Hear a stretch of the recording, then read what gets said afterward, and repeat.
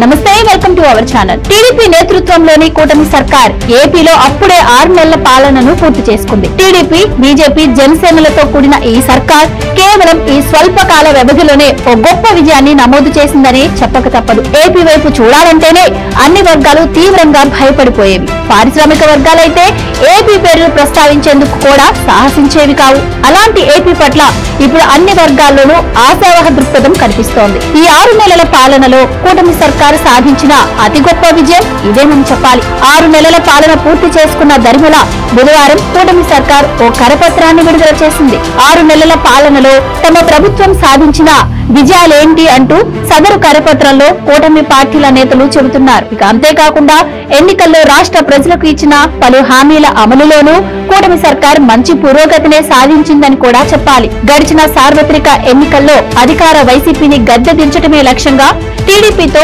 BJP, Janasena జత కలిశాయి.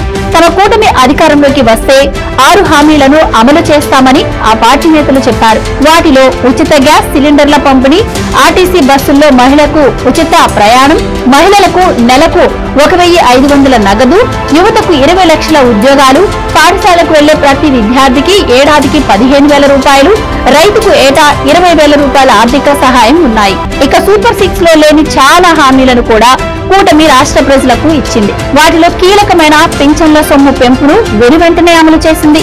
ఆ తర్వాత సూపర్ 6 హామీల అమలుకు దృష్టి సారించిన కూటమి సర్కార్ ఇటీవలే ఉచిత గ్యాస్ సిలిండర్ల పంపిణీని అమల్లోకి తీసుకొచ్చింది. ఈ పథకం కింద అర్హత ఉన్న ప్రతి పేద కుటుంబానికి ఏడాదికి 3 గ్యాస్ సిలిండర్లను రాష్ట్ర ప్రభుత్వం ఉచితంగా పంపిణీ చేయనుంది. పాలన మొదలుపెట్టిన 6 నెలల్లోనే ఈ కీలకమైన హామీని అమలులోకి తీసుకురావడం నిజంగానే మంచి పరిణామమనే చెప్పాలి. త్వరలోనే ఆర్టీసీ బస్సుల్లో మహిళలకు ఉచిత ప్రయాణాన్ని అందించే దిశగా కూటమి సర్కార్ ప్రణాళికలు రచిస్తోంది. ఈ సంక్రాంతికి ఈ పథకాన్ని మొదలు పెట్టేందుకు రంగం సిద్ధమైంది. ఇక విద్యార్థులకు 15,000, మహిళలకు 1,500, రైతులకు 20,000 పథకాలను కూడా త్వరలోనే కూటమి సర్కార్ అమలు చేసే దిశగా ఆలోచన చేస్తోంది. ఇక 20 లక్షల ఉద్యోగాల విషయంలో ఇప్పటికే కూటమి సర్కార్ ఘన విజయాన్ని సాధించిందని చెప్పాలి. ఇప్పటికే రాష్ట్ర ప్రభుత్వంతో ఒప్పందం చేసుకున్న పలు కంపెనీల ద్వారా ఈ 6 నెలల వ్యవధిలోనే ఏకంగా 34,000 ఉద్యోగాలు రాష్ట్ర యువతకు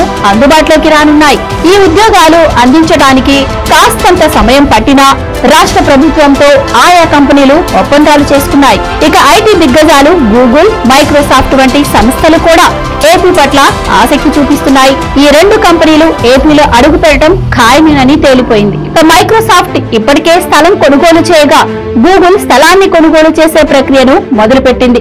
ఇక అమరావతిలో కార్యకలాపాలు మొదలు పెట్టేందుకు చాలా కంపెనీలు పోటీ పడుతున్న పరిస్థితి కూడా స్పష్టంగా కనిపిస్తోంది. రాజధాని అమరావతి నిర్మాణానికి అవసరమైన నిధుల్లో కూటమి సర్కార్ కేవలం 6 నెలల వ్యవధిలోనే 26,000 కోట్లను సమీకరించగలిగింది. అంతేకాకుండా అమరావతికి ప్రత్యేక రైల్వే లైన్ ను కూడా సాధించగలిగింది. విజయవాడ, విశాఖల్లో మెట్రో రైలు ప్రాజెక్టులను కూడా కేంద్రం నుంచి గ్రీన్ సిగ్నల్ సాధించింది. ఈ పరిణామాలన్నింటినీ ఆసక్తిగా గమనిస్తున్న పారిశ్రామికవేత్తలు ఎప్పుడెప్పుడు ఏపీలో తమ కార్యకలాపాలను మొదలు పెడదామా అన్న దిశగా అడుగులు వేస్తున్నారు.